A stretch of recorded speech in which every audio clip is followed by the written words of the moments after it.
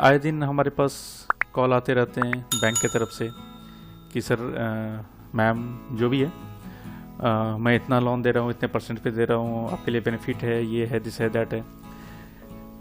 But हम calculation नहीं कर पाते हैं कि जो वो बोल रहे हैं वो सही बोल रहे हैं या गलत बोल रहे हैं।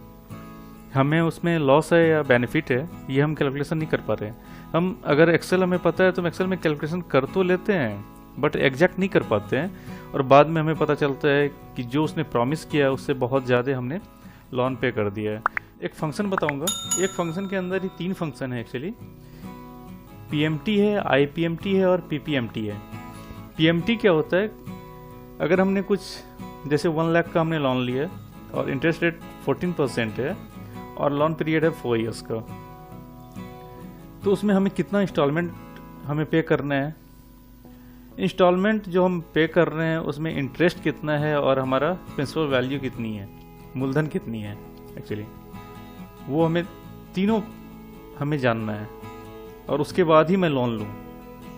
इस स्टेप से हमारा कोई कैलकुलेशन है कि जब तक मैंने अपना पूरा कैलकुलेशन नहीं कर लिया तब तक हम लोन के लिए ओके नहीं करेंगे।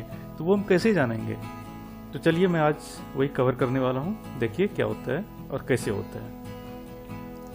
एक पीएमटी फंक्शन आता है, पीएमटी फार्मूला आता है एक्चुअली। तो पीएमटी फार्मूला क्या होता है कि वो आपको इंस्टॉलमेंट वैल्यू निकाल के देगा। आप उसे, वो फार्मूला आपसे एग्जैक्ट अमाउंट मांगेगा कि आप कितने का अमाउंट ले रहे हैं, कितने परसेंट पे ले रहे हैं और कितने पीरियड के लिए ले रहे हैं, कितने मंथ या ईयर जो भी है।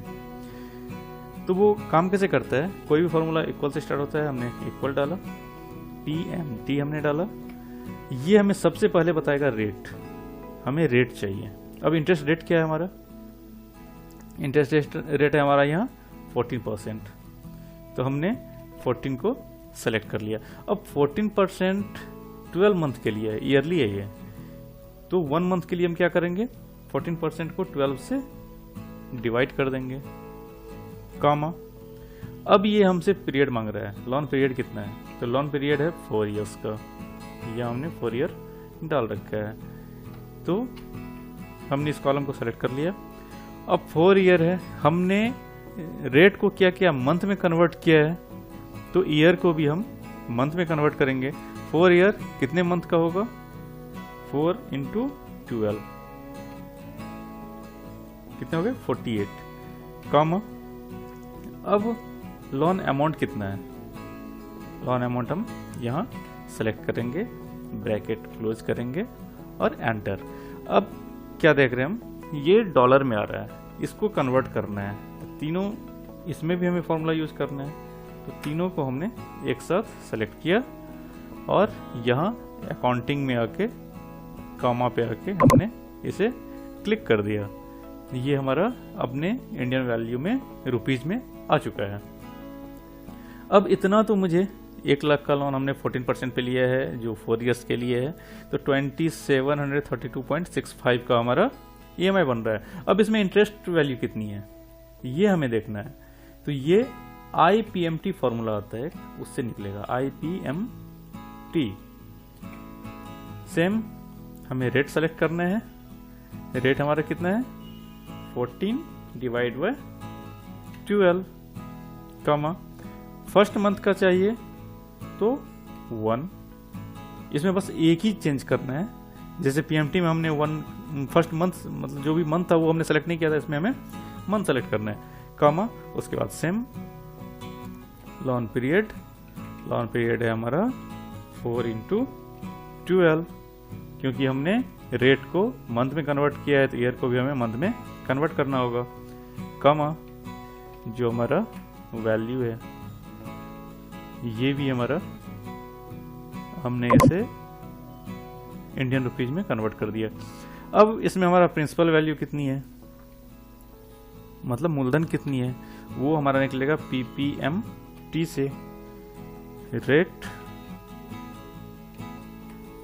Divide by 12 into first month का चाहिए, कामा 1, कामा पीरियड इंटू 12, कामा अमाउंट, ब्रैकेट क्लोज, एंटर।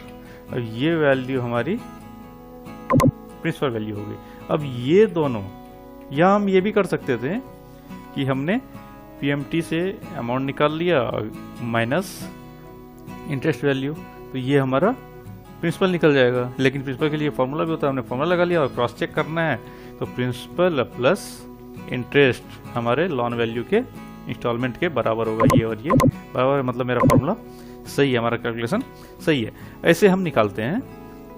इससे हमें पता चल जाएगा कि फर्स्ट मंथ में हमने इतना अमाउंट इंस्टॉलमेंट की देनी है, जिसमें इंटरेस्ट रेट इतनी है, इंटरेस्ट अमाउंट इतनी है और प्रिंसिपल वैल्यू इतनी है। अब क्योंकि हमारे पास बैंक का फ़ोन या मेल आया हुआ है, तो हमें कैलकुलेशन करना है कि अगर हम 1 लाख का लेते हैं तो 14% रेट पे और 48 मंथ के लिए, मतलब 4 ईयर के लिए इतना अमाउंट हमें पे करना होता है।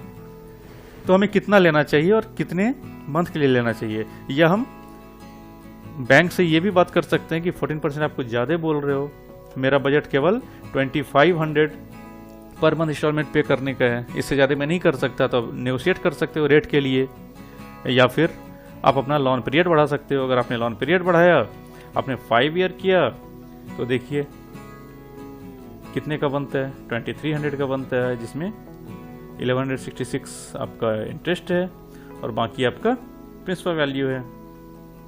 अगर आपने देखा 1 लाख से मेरा काम नहीं चल रहा है, तो आप इसमें अमाउंट भी बढ़ा सकते हो, आप 2 लाख कर सकते हो। इसे 2 लाख कैलकुलेशन करके आप देख सकते हो, आप सारा कैलकुलेशन खुद से करके फिर आप ओके कर सकते हो कि आपका इंस्टॉलमेंट अमाउंट जो है आपके बजट में आता है या नहीं आता है।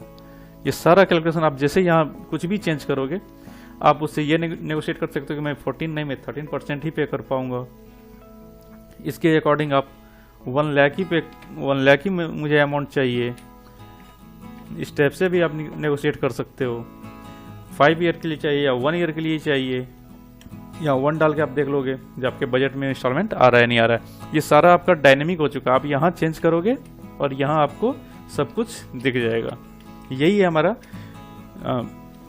लोन कैलकुलेशन, इंस्टॉलमेंट कैलकुलेशन आप कैसे करेंगे। इससे आप अपने बजट को भी मैनेज कर सकते हो और आप खुद से कैलकुलेशन कर सकते हो कि end of the year, 4 year 5 year जितने का भी आपने लिया है, उसमें कितना आपका इंस्टॉलमेंट गया है, कितना आपका प्रिंसिपल गया है, कितना आपका रिमाइनिंग बचा हुआ है।